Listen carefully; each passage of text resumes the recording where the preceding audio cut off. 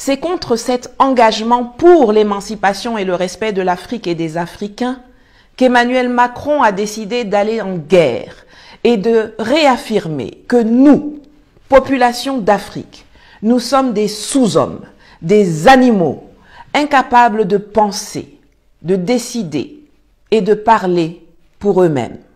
Et si vous croyez que j'exagère en ce qui concerne le racisme, le racialisme condescendant de Macron et de la classe politique française et européenne à l'égard des Africains, je vous invite à écouter le discours qu'il a tenu lors de la conférence des ambassadeurs du 2 septembre. Alors qu'il venait de dire au ramassis d'incompétents rassemblés devant lui, connus sous le vocable de diplomatie française, que leur rôle est de continuer à discuter, même et surtout avec les gens avec qui la France n'est pas d'accord, en faisant allusion à Vladimir Poutine, il instruit quelques instants plus tard de combattre et de faire taire par tous les moyens ceux qui en Afrique sont en désaccord avec la France. La deuxième chose dans ce monde complexe, c'est qu'il faut assumer à chaque instant de pouvoir et de toujours continuer à parler à tout le monde. Mais il faut totalement l'assumer. Et il ne faut céder à aucune forme de fausse morale qui nous impuissanterait. Qui a envie que la Turquie soit la seule puissance du monde qui continue à parler et à être membre de l'OTAN, dois-je le rappeler, et à parler à la Russie? Oui. Le métier de diplomate, c'est bien de parler à tout le monde, y compris aux gens, et surtout aux gens avec lesquels nous ne sommes pas d'accord. Parlant d'influence, je veux ici aborder aussi un levier plus défensif, et c'est une mission nouvelle des dernières années, mais qui doit être au cœur des missions du réseau. Le monde a changé, je l'évoquais, et notre pays est souvent attaqué. Et il est attaqué dans les opinions publiques, par les réseaux sociaux et des manipulations. Le continent africain en est le meilleur laboratoire. Alors, par tout ce que je viens de dire, je veux qu'on sape en quelque sorte les sous-jacents. C'est parce qu'on aura une vraie politique partenariale qui passe par la culture, le sport, qui valorise nos diasporas, qu'on enlèvera, si je puis dire, les sous-jacents du narratif russe, chinois ou turc qui vient leur expliquer que la France est un pays qui fait de la néocolonisation et qui installe son armée sur leur sol. C'est ça ce qui se passe. Donc il faut casser en quelque sorte déjà parfois les éléments qu'on leur laisserait à utiliser. Mais on doit être beaucoup plus agressif, mobilisé sur ce sujet. On discute avec ses semblables, avec ses égaux, mais certainement pas avec ces moins que rien à la peau foncée, qui, par une erreur de la nature, ont l'audace d'occuper le si riche continent africain tant convoité. Ces gens qui sont si loin, qui nous sont inférieurs et qui, à la différence des Occidentaux et même des Orientaux, sont dénués de complexité, incapables de nuances, de paroles et de choix pertinents. Dans la vision et le narratif de Macron et de ses prédécesseurs d'ailleurs, l'Europe, c'est pour eux. Et l'Afrique, c'est aussi pour eux. Et si par malheur l'Afrique devait échapper à la France, alors elle ne pourrait appartenir qu'aux autres, aux Américains, aux Russes, aux Chinois, aux Turcs, aux Indiens, aux Iraniens, à tous les autres, mais jamais aux Africains. Mais quels moyens s'octroie-t-il pour passer à l'exécution du plan correctif, du plan de riposte à l'éveil des consciences africaines que j'incarne et que je porte au péril de ma vie et de mon bien-être? Dans les années 60, les autorités françaises s'adressaient pour cela à des chefs d'État individuels. Houphouët-Boigny, Senghor et Eyadema. Ceux qui étaient d'accord restaient dans leur fauteuil et ceux qui n'étaient pas d'accord étaient éliminés, tués, renversés, grâce aux mercenaires français comme Bob Denard. Après, quand ils ont constaté les limites de ces huis clos, ils ont parlé au collège des chefs d'État, en organisant des réunions pour s'adresser à eux collectivement, de façon plus compacte. Et c'est ainsi que nous avons vu naître les fameux sommets France-Afrique dans les années 70. Cependant, se rendant compte que cela n'empêchait pas les pénétrations commerciales d'autres acteurs internationaux, à l'instar de la Chine, du Japon, de l'Allemagne, etc., sur le sol africain, Ils ont décidé de parler à tous ceux qui s'expriment en langue française, réunis au sein de la francophonie. Mais cela n'a pas non plus permis d'atteindre l'objectif escompté. Alors, ils ont ensuite décidé de passer par les sociétés civiles, en les organisant, en les finançant, en les corrompant, en les achetant pour qu'elles influencent pour leur compte. Cela ne suffisant pas à étouffer les revendications d'émancipation, le besoin de partenariats diversifiés en lieu et place du mariage forcé, abusif, exclusif et spoliateur imposé par Paris, ils décident donc dorénavant de s'adresser directement à la jeunesse africaine. Cette jeunesse dont ils reconnaissent que nous sommes les porte-voix, cette jeunesse qui nous écoute, qu'ils pensaient initialement uniquement branchés sur les réseaux sociaux, ce qui devait exclure ceux qui sont dans les campagnes, dans les zones rurales, de la contestation de la présence française en Afrique. Mais patatrac, l'épisode du convoi de Barkhane, arrêté et caillassé dans les villages du fond du Burkina Faso et du Niger, fin 2021, leur a démontré, si besoin était, qu'une nouvelle fois, ils faisaient fausse route. Un convoi de l'armée française en provenance de la Côte d'Ivoire à destination du Niger, bloqué vendredi à Kaya, chef-lieu de la région du centre-nord du Burkina Faso. Des milliers de personnes ont décidé de barrer sa route à l'appel de la coalition des patriotes du Burkina Faso afin de protester contre l'insécurité galopante dans le pays. Malgré les accords signés avec la France, le convoi suscite des interrogations. Nous, ils transportent quoi? Ils amènent quoi? Chaque fois, ils partent vers le Sahel. C'est que nous, on veut là. Aujourd'hui, là, ils ne vont pas passer. Même si c'est pas aujourd'hui, même si on va faire deux mois ici, là. Nous, on est calés, on ne va pas bouger. Mais nous, on ne veut pas leur aide. On ne veut pas négocier, on ne demande pas quelque chose. C'est que nous demandons seulement une chose. Ils n'ont qu'à partir chez eux. Le convoi militaire de la force française Barkhane, de nouveau freiné dans sa traversée par un millier de manifestants. Pneus en travers des routes, départ de feu, barrage humain, les militaires français restent bloqués à Terra pendant près de 5 heures. Présentes sur place, les forces de sécurité nigériennes tentent de maintenir les manifestants à distance à coups de gaz lacrymogène. Selon l'armée française, plusieurs camions du convoi auraient été pris pour cible. Des individus auraient même tenté de s'en emparer.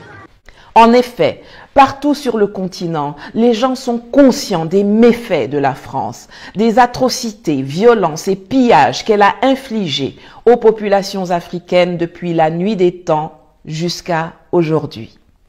Macron décide donc maintenant de mobiliser l'Élysée, la diplomatie, l'armée, les médias, leur demandant de recruter à tour de bras et promettant de leur donner le maximum de moyens pour tenter d'arrêter l'inéluctable rupture chirurgicale en cours de téléchargement de par la volonté des Africains.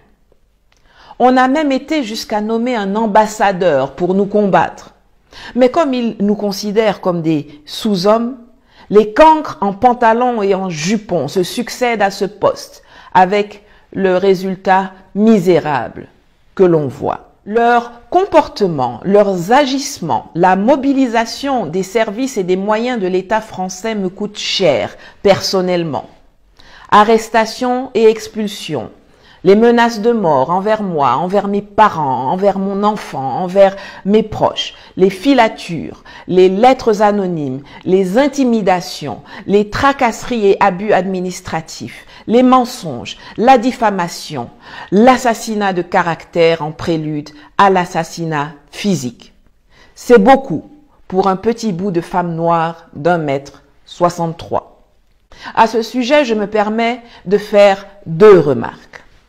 Pour commencer, je m'adresse à Barbara Lohr, que voici. Madame, quand Macron ou ses services vous demandent de produire un documentaire anti-Nathalie Yamb pour Arte, si vous étiez professionnel et non une mercenaire des médias, de la même façon que vous avez contacté des individus comme Nicolas Normand et Maxime Audinet sur Twitter, vous auriez aussi pris attache avec moi. C'est cela qu'on enseigne dans les écoles de journalisme. En tout cas, C'est ce que l'on m'a enseigné quand j'étudiais le journalisme en Allemagne. Et j'ose croire que c'est également cela que vous auriez retenu à l'école de journalisme de Strasbourg si vous n'aviez pas été une étudiante médiocre. Cela s'appelle de la déontologie professionnelle. Mais, chers amis, c'est à dessein que des cancres comme Barbara Lohr, comme Benjamin Roger, comme François Soudan, Patrick Cohen, Cyril Ben-Simon, etc.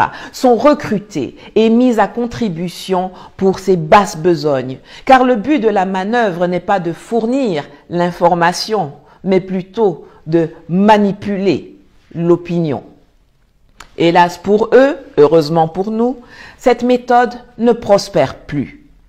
Nous avons déjà tellement bien réussi notre mission d'éveil des consciences que quasiment plus personne en Afrique ne les prend au sérieux. Et à cet égard, nous devons beaucoup mieux utiliser le réseau France Média Monde, qui est absolument clé, qui doit être une force pour nous. Et je pense que nous avons collectivement à repenser notre grammaire commune. Et c'est ainsi que chaque article ou reportage mensonger, à charge, publié ou diffusé par leurs soins à travers les chaînes comme RFI et France 24 du réseau officiel de la propagande d'État hexagonale France Média Monde ou dans les autres médias subventionnés par l'État français, se fait déchirer, laminer par l'opinion africaine. Ma deuxième remarque est relative au bon usage de l'argent du contribuable français. Puisque malgré le fait que je passe mon temps à vous dire que le combat que je mène est celui de l'affranchissement des tutelles d'où qu'elles viennent, que nous voulons être des Africains qui ne sont la propriété de personne, vous répétez depuis Macron lui-même, en passant par ses ambassadeurs, ses militaires, ses journalistes, puisque donc vous continuez de cultiver l'idée que je suis stipendié, payé par Poutine, par la Russie, la Chine ou la Turquie, mais la solution est toute simple. Si ce n'est qu'une affaire de mercenariat financier, d'argent, de corruption, et vous parlez avec tellement d'assurance de ma prétendue rémunération, de mes honoraires, de mon salaire, comme si vous étiez en possession de mes si fantasmés bulletins de paye, il vous suffit d'ajouter 1 rouble, 1 euro, 1 CFA, 1 dollar ou même 1 satoshi sur ce que Poutine me paie, selon vous, pour que je me mette à votre disposition. De la même façon que vous avez payé et intégré dans vos rangs des gens comme Achille Mbembe, Kako Nububko, Tidiane Thiam, Lionel Zinsou, Felvin Sarr, etc. Pour qu'ils se rallient avec véhémence à votre cause ou se taisent. C'est tellement plus simple et cela vous épargnerait toutes ces agitations ridicules et risibles. Ou bien, cela vous coûterait aussi nettement moins cher que les millions d'euros que vous dépensez en budget de recrutement, de fonctionnement et d'entretien des glandeurs extraits des placards recyclés en commentateurs de 8e zone et des trolls en conflit permanent avec les règles d'orthographe de la langue de Molière que vous embauchez et employez actuellement pour nous combattre, évidemment, sans succès. Mais vous savez pertinemment que la lutte que je mène et incarne avec d'autres vaillants frères et sœurs d'Afrique, des Caraïbes et des diasporas n'est mue que par l'irrépressible exigence de redevenir des femmes et des hommes libres et souverains. Ce n'est pas comme si la France n'avait pas essayé de m'approcher, que ce soit des dirigeants du Quai d'Orsay, qui sont venus à ma rencontre 17 jours après mon expulsion de Côte d'Ivoire, ou les missi dominici français, européens et africains qui prennent attache avec moi. Vous n'avez de cesse de faire ce dont vous accusez les autres.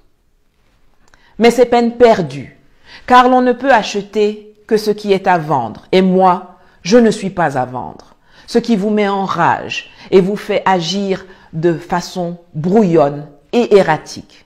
Yako.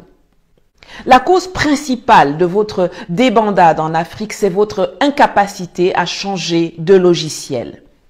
L'Afrique du 21e siècle n'est pas celle du 20e, 18e, 19e siècle.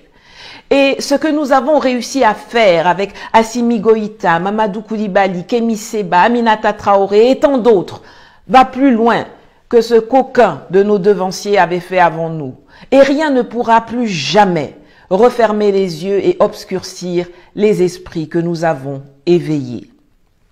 Ni vos sinistres ministres, ni vos services voyous, ni vos soldats mercenaires, ni vos ambassadeurs influenceurs, ni vos médias barbouzes, ni vos intellectuels artistes corrompus et corrupteurs ne nous arrêteront ou ne nous feront reculer. Cette guerre, vous l'avez perdue. Mais je ne saurais terminer cette vidéo sans m'adresser à l'opinion, au peuple et au président africain. La façon dont ces gens du dehors nous traitent, c'est en partie à cause de vous, à cause de nous. Qu'est-ce que leurs armées font chez nous en temps de paix et même en temps de guerre? Des armées qui ne sont pas là pour nous sécuriser, mais pour protéger leurs intérêts. Car j'ose espérer qu'à ce jour, tout un chacun sait, grâce aux accords rendus publics par le professeur Mamadou Koulibaly, alors président de l'Assemblée nationale de Côte d'Ivoire, que la gestion des ressources naturelles n'a pas été annexée à la partie commerce du pacte colonial, mais bel et bien à l'annexe de défense. Qu'est-ce qui explique que sur le territoire africain, une monnaie appartienne à une puissance étrangère? La monnaie qui est censée être une institution de souveraineté. Qu'est-ce qui explique qu'aujourd'hui, une puissance étrangère puisse fournir des armes et des financements à un Africain pour aller déloger un autre Africain du fauteuil présidentiel? Qu'est-ce qui explique qu'au niveau de l'Organisation des Nations Unies, aujourd'hui encore, ce soit des puissances étrangères qui portent la voix et la plume des pays africains, comme si on était des enfants immatures et irresponsables? Qu'est-ce qui explique que c'est l'histoire des autres, l'histoire écrite par les autres, qui est enseignée à nos enfants dans nos écoles et dans nos universités? Qu'est-ce qui explique que pour pouvoir me faire entendre et comprendre par un maximum d'Africains, je doive m'exprimer en français ou en anglais dans mes vidéos, plutôt qu'en Bambara, en Kiswahili, en Bassa, en Wolof ou en Lingala? Qu'est-ce qui explique que nos matières premières servent à faire tourner et à industrialiser les économies des autres, pendant que nos économies à nous sont au point mort, au stade du Néandertal industriel? Qu'est-ce qui explique tout cela, si ce n'est pas que nous ne nous sommes pas appropriés nous-mêmes notre continent? Quand les colons sont arrivés chez nous pour arracher nos frères, nos terres et nos choses, ils ont donné des noms à nos pays, à nos rivières, à nos collines, à nos villes, à nos rues. Ils nous ont imposé leur langue, leur religion, leur enseignement. Mais au moment où ils sont repartis, vous, les chefs d'État, vous auriez pu et dû nous permettre de nous réapproprier notre pays et notre histoire. Mais vous vous êtes plutôt comportés exactement comme eux le faisaient. Vous êtes allés vous installer dans les palais des gouverneurs coloniaux. Vous avez appliqué la même politique que le gouverneur blanc menait et vous avez conservé tous les noms qu'ils ont choisis pour nous. Vous n'avez même pas eu la présence d'esprit d'écrire des textes conformes à nos coutumes, à nos traditions, à nos façons de vivre. Vous vous êtes juste contenté de faire du copier-coller des lois napoléoniennes, le sale type qui a réinstauré l'esclavage, alors qu'eux-mêmes, en Europe, ont pris le temps de les modifier et de les réformer. Le rôle de laquais, à qui les ambassadeurs de France donnent des instructions, vous convient bien. Si vous vous étiez comporté en chef d'État libre, patriote et autonome auquel aspirent les jeunesses africaines, nous n'en serions pas là aujourd'hui. Mais tout n'est pas perdu. bien au contraire. Le vide juridique consternant concernant l'appropriation de l'Afrique par les Africains peut et doit être comblé. Il faut que tout le monde sache que l'Afrique, c'est aux Africains et que rien ne doit se faire en Afrique en dehors de l'intérêt des Africains. Il faut que cela soit dit, écrit, répété, enseigné, appris, martelé, gravé dans le marbre. Il faut que ceux qui gèrent nos pays puissent être capables de démontrer que ce qu'ils ont fait durant leur mandat est dans l'intérêt de l'État, du pays et des populations qu'ils dirigent. Et pour cela, il faut que des dispositions contraignantes soient inscrites dans nos constitutions. J'ai bien dit contraignantes et non pas uniquement déclaratives, dans un préambule que tout le monde et n'importe qui peut violer. Au Mali et en Centrafrique, des révisions constitutionnelles sont en préparation. Messieurs Assimi Goïta et Faustin Archange Touadéra, c'est à vous que je m'adresse ici particulièrement maintenant, mais pas uniquement. Vous avez le devoir de prendre toutes les dispositions pour que la propriété de l'Afrique par les Africains soit ancrée dans nos textes fondamentaux. La présence de bases et d'opérations militaires étrangères sur notre territoire, tout comme l'abandon de notre souveraineté monétaire, doivent être formellement interdites constitutionnellement. L'appartenance du sol et du sous-sol aux populations locales doit y être sanctifiée. L'adoption d'une ou plusieurs langues locales comme langue officielle nationale en complément ou même en remplacement du français doit être prévue. La transparence des contrats signés en notre nom par nos gouvernants y être inscrite et les sanctions relatives à la haute trahison y être précisées. Je suis à votre disposition avec mes équipes pour aider, conseiller, détailler ces propositions. Alors mettons-nous au travail, tous ensemble, car le moment est opportun et le temps presse. Si vous avez apprécié cette vidéo, alors mettez un like, un commentaire en dessous et partagez le lien à vos amis, à vos collègues, à vos parents, dans vos groupes et réseaux sociaux. Traduisez le contenu de ce que je viens de vous dire dans vos langues locales respectives pour que le message circule. Si vous ne voulez pas rater la prochaine vidéo, abonnez-vous à cette chaîne, à cette page, à ce compte. C'est gratuit et cela me fera plaisir. Et lorsque nous aurons atteint un certain nombre d'abonnés, je diffuserai la version électronique des servitudes du pacte colonial, publiée par Mamadou Koulibaly en 2005 et qu'on ne trouve plus en librairie depuis longtemps. Et si vous voulez me soutenir financièrement, pour me permettre de continuer à produire du contenu éducatif et à prendre les dispositions nécessaires pour rester en vie malgré les attaques de la France et de l'Occident contre ma personne, alors n'oubliez pas de contribuer à mes cagnottes dont les liens sont juste ici. Merci d'être là. Merci pour votre endurance, votre détermination et votre soutien. Et à bientôt. Matondi Mingi.